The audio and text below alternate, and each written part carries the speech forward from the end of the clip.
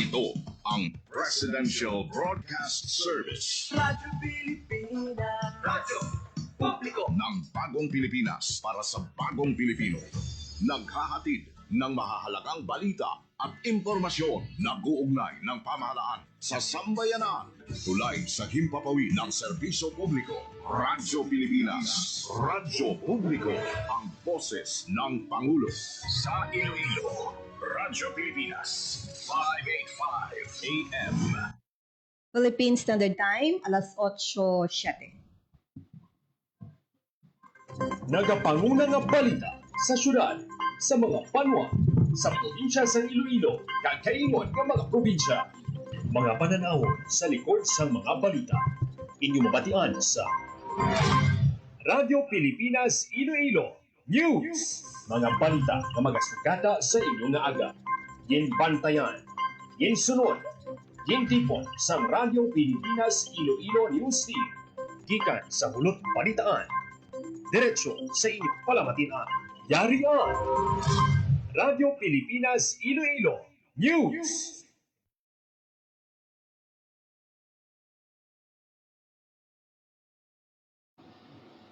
Transfer sa ako na. Mayong agaw Pilipinas, mayong agaw Western Visayas. Yari ang mga nagapanguna nga mga Pangulong Dinlalan, subong iya nga adlaw, January 19, 2026. Nga gintipo naman sa hulot balitaan sa DYWL Radyo Pilipinas Iloilo. Sa mga headliners, diog ko di ba na Presidente Ferdinand R. Marcos Jr. magabisita sa probinsya sang Antique kag Negros Occidental. Presidente Ferdinand R. Marcos Jr. nagtumod sang bago nga new economic zone sa syudad sang Iloilo. Presidente Ferdinand R. Marcos Jr. liwat ginpamatud-an ang promisa sang iya administrasyon sa isa ka digital kag inklusibo nga Pilipinas. Ang ulong. Sa pagpirma sang Globe Starlink MOA, Department of Public Works and Highways Vince Dizon, yari sa syudad sang Iloilo para mag-inspeksyon sa mga mayor nga mga infrastruktura. DAR nagapati nga nangin makasaysayan ang tuig 2025 matapos nga ginhatag ang mga duta sa linibo ka mga agrarian reform beneficiaries sa bilog nga pungsod.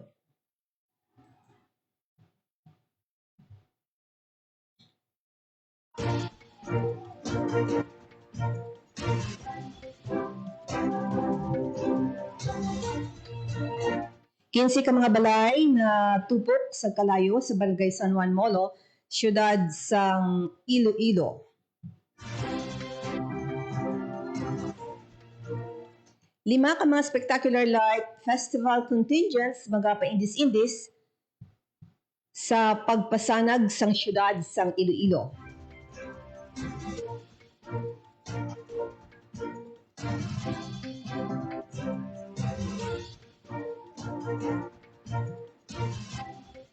Sa kaundan sang mga balita,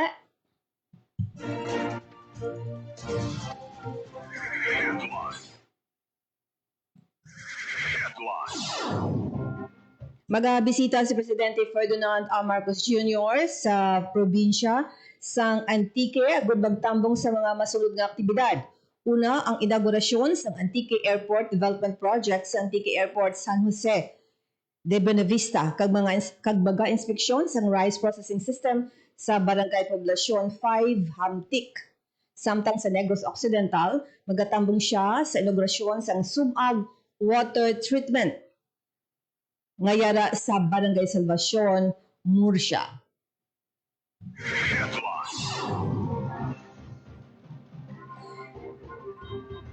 Nagtubod sa Presidente Ferdinand R. Marcos Jr. sang bag-o nga economic zone sa syudad sang Iloilo para magdamo ang maga-invest, makaubra, kag suporta sa pag-uswag sang rehiyon.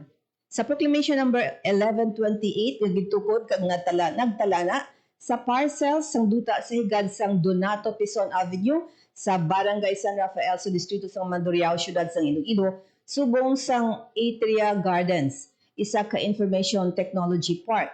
Ang ginatubod nga economic zone nagalapad sang 48,569 meters kagintukod sa idalom sang Republic Act number 7916 o ng Special Economic Zone Act of 1995 nga ginamendahan sang RA number 8748 ginpatuman sang 1999 sa rekomendasyon sang Board of Directors of the Philippine Economic Zone Authority. Sa pagtukod sini sang Atria Gardens, ginaluman nga masuportahan ang pag-uswag sang information technology kag business process management sector sa siyudad sang Iloilo.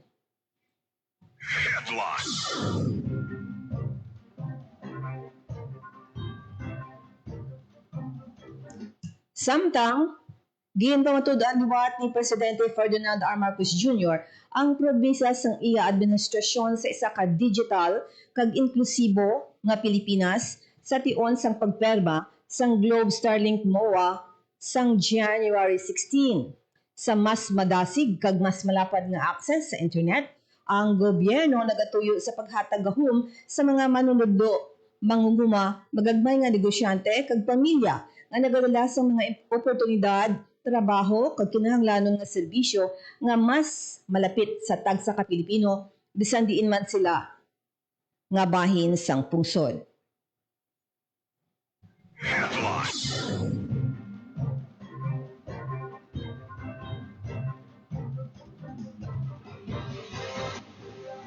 Mag-inspeksyon kag site visits aganan flyover sa Pavia Iloilo kag Iloilo Sunset Boulevard si Department of Public Works and Highways Secretary Vince Dizon kag magahiwat pa nin sa inspeksyon sa mga proyekto pang infrastruktura sa siyudad sang Iloilo, particulars aganan flyover kag Sunset Boulevard.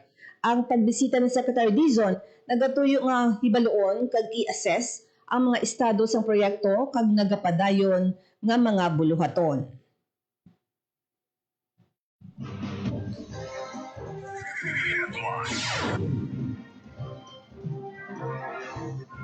Nagapati naman ang Department of Agrarian Reform nga nangin makasaysayan ang tuig 2025 matapos ang ginhatag ang duta sa lidibo ka mga agrarian reform beneficiaries o kon ARBs sa bilog nga pungsod. Tubtog December 30, 2025, nakapanagtag ang DAR sang 411,787 ka mga titulo sang duta nga nagasakop sang 558,917 ka hektarya nga duta sa agrikultural nga napuslan sang 380,226 ka mga ARBs.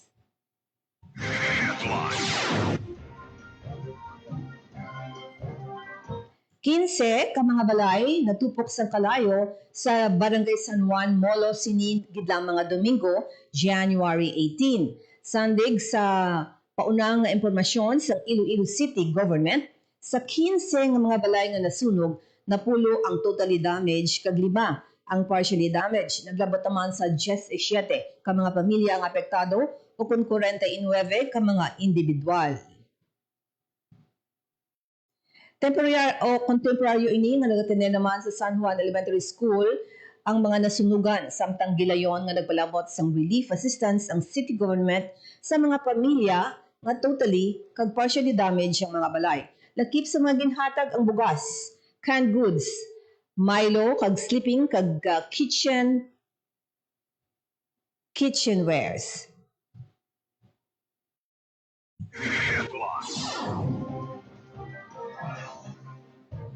Lima ka mga spectacular lights festival contingents gikan sa nanuhay-tuhay nga bahin sang Pilipinas na talana nga magapasanag sa siyudad sang Iloilo nga updan ini sa isa ka pinasay nga Lion and Dragon Dance performance sang Iloilo Cultural Federation Incorporated sa pag-abi-abi sang Chinese New Year.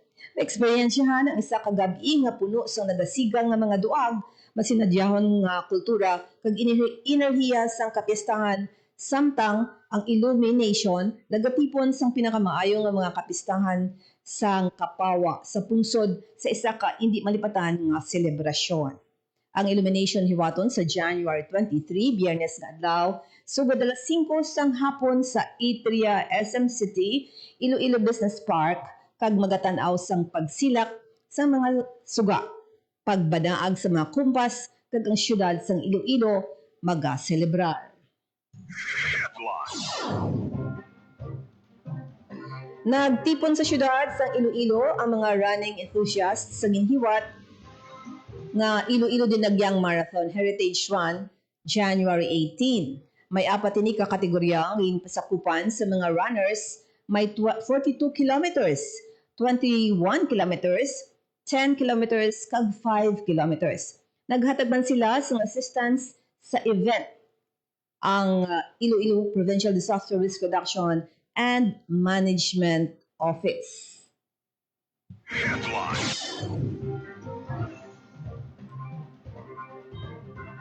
Ginkoronahan ang tiglawas sa Anilaw nga si Ocon Anilaw, Iloilo, nga si Zesta Shalom Espinosa bilang Miss Iloilo 2026. Sa ginhiwat nga coronation night sang Miss Iloilo sang Sabado, January 17 sa West Visayas State University Cultural Hall nang ibabaw ang 21 anyos nga architecture student sang University of San Agustin sang unsitanan ka mga kandidata. Nakuha niya ang Best in Swimsuit kag Best in Evening Gown. Samtang ginkilala naman nga Heartfelt Queens si Patricia Lynn Berda sang La Paz, Lorraine Magilat sang Tubungan, Angel Ann Teruel sang Putotan, kag Jessica May Gatungay sang Gimbal. Nangin madinuago naman ang ginhiwat nga coronation night bangod ba damo sang mga beauty queens nga nagtambong kaangay Nanday, Nicole Cordoves, Michelle Marquez D, Rabia Mateo, kag Alexi May kay Moso Brooks.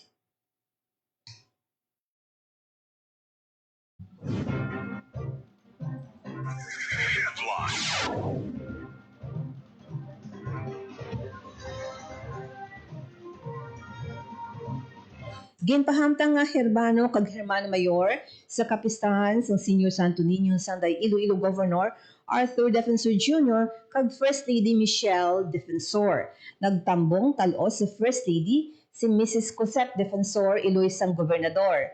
Giniwat ang installation sa San Jose Parish Placer sa siyudad sa Iloilo nga ginpangunahan ni Parish Priest Father Nelson Zerda.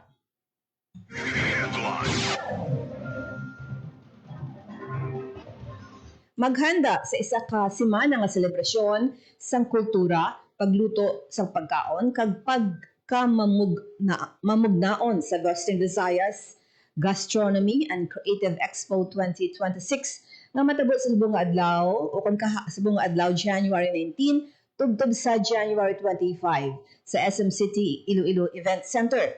Ginsuportahan sang Regional Development Council paagi sa Resolution number 155 Series of 2005 kag sang Economic Development Committee sa idalom sa pagpanguna ni Iloilo City Mayor Raisa Treñas ang makakulunyag nga Regional Expo kag nagatipon sang pinakamaayo nga Western Visayas Heritage, Creative Heritage o Creative Industries nga mga negosyo.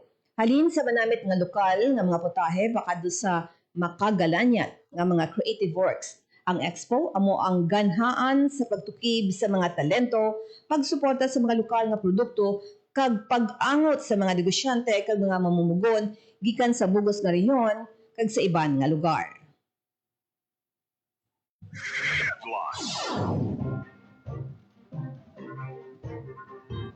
Ginahiyo sa Department of Health, Western Visayas Center for Health and Development ang publiko nga unahon ang ikayong lawas kag kaluwasan sa tunga sang pagdamo sa mga deboto kag turista sa tion sa pagsaulog sang 2026 kalibatihan kag Iloilo Dinagyang Festivals. Ginatagad pagtamo ni Dr. Florence Audrey Mamon Pestaño, Medical Officer 4 sa Regional Health Emergency Management Section sa Department of Health Western Visayas nga ang mga pagtililipon sa madamong nga tawo nga mga relihiyoso kag kultural nga kahulugan nagakinahanglan sang mas mataas nga pagbantay bangod sang mataas nga densidad sang populasyon.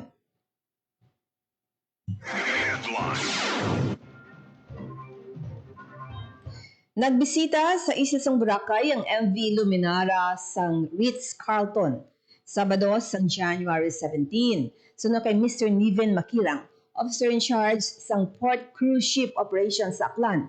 Sakay sang cruise ship basobra 500 ka crew kag pasahero. Ini ang unang pagbisita sa isla sang barko sa diin ginhiwat nga plaque exchange nga gintabungan mismo ni Aklan Governor Jose Enrique Miraflores kaupod ang mga tiglawas sa Department of Tourism Western Visayas, Philippine Ports Authority, Malay, LGU kag Malay Boracay Tourism Office.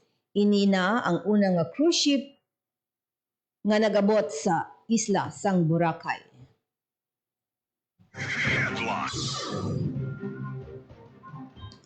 Ginahingyo sa Office of the Provincial Health Office ang mga Antiqueño nga tutuon ang stigma sang HIV matapos nga na makabalag ang probinsya sang 69 ka bag-o nga kaso sang 2025.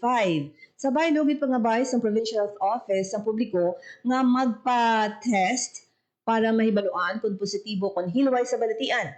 Pahayag sang PHO hindi dapat baka magkahuya kag magkahadlok ang puguluyo bangod ang resulta magapabilin nga confidential. Dugang pa sang PHO libre ang HIV testing sa Angel Salazar Memorial General Hospital kag Kulasi District Hospital. Nahibaluan nga ginreport sang PHO nga ang 69 ka kaso na balhag sang Enero tubtob September 2025 kag posible pa nga magasaka kag magapadayon pa ang pag-abot sang data.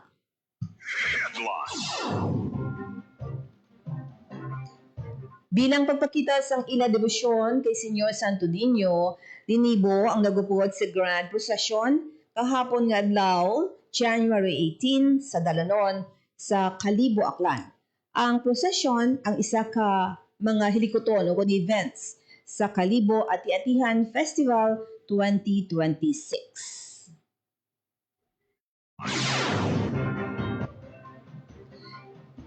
Kapin 7,346 ka mga benepisyaryo sang tulong pangkabuhayan sa ating disadvantaged workers sa kontupad ang ginpahulag para sa city-wide cleanup sa Iloilo City. Sunod sa Department of Labor and Employment Western Visayas, ang nainibitan nga hilikoton naglakip sang pagtanom sang kahoy, communal gardening, kag iban pa nga may kaangtanan nga mga ginpatuban sa idalom sang Convergence Initiative sa Department of Labor and Employment, Department of Agriculture, kag sa talatapan ni Iloilo City Lone District Representative Julian Baronda.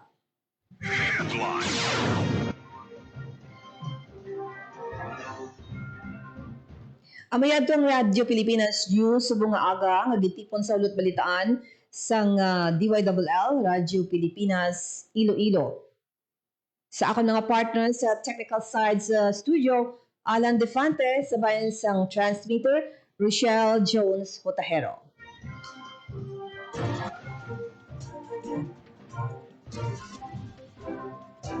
Magtutok mga kabiyanan sa aming Facebook page, Radyo Pilipinas Iloilo. Kag sa ngalan naman ni Janelle Baclay nga nagdulong sa inyo sa Radyo Pilipinas News kada aga. Ako naman si Bing Pabiona. Pilipinas, salamat kag maayong aga. Radyo Pilipinas. Radyo Publiko. Radyo Pilipinas. Itinuloy na po natin ang zero balance billing. Libre po. Ibig sabihin, ang serbisyo sa basic accommodation sa ating mga DOH na ospital, wala nang babayaran ang pasyente. Po, ang dami pong challenge, hindi po namin alam kung saan namin kukunin, ganon, nag-iisip kung paano namin mababayaran. Siyempre po, masayang masaya, super saya po dahil zero billing po kami. Opo, malaking ano po talaga, malaking tulong po. Mabilis lang din po. bayad na ang bill ninyo. Uulitin ko, wala nang kailangan bayaran ng pasyente basta sa DOH Hospital dahil bayad na po ang bill ninyo. Naiyak ako kasi sobrang saya. Maraming salamat po, Mr. President Bongbong Marcos Jr. Hindi kami nagkamali ng taong hinalal. Kapag napinsala ng bagyo, normal lang na panghinaan ng loob o malungkot. Ang mahalaga, ready tayong bumangon. Ikaw pa, enjoy ka. Kaya pagligtas ng bumalik sa bahay pagkatapos ng bagyo, i-check agad kung may nasira dito. Make sure na hindi basa ang mga outlet ng kuryente bago buksan ang main switch. Kung may nakita namang sira sa mga kable ng kuryente, i-report agad sa otoridad. Itapon din ang mga naipong tubig ulan para hindi ito pamahayan ng lamok. Babangon ka, di ba? Babangon. Ikaw pa. #panatag ang may alam. Maging panatag, Pilipinas. Radyo Pilipinas. Radyo Publiko. Radyo Pilipinas.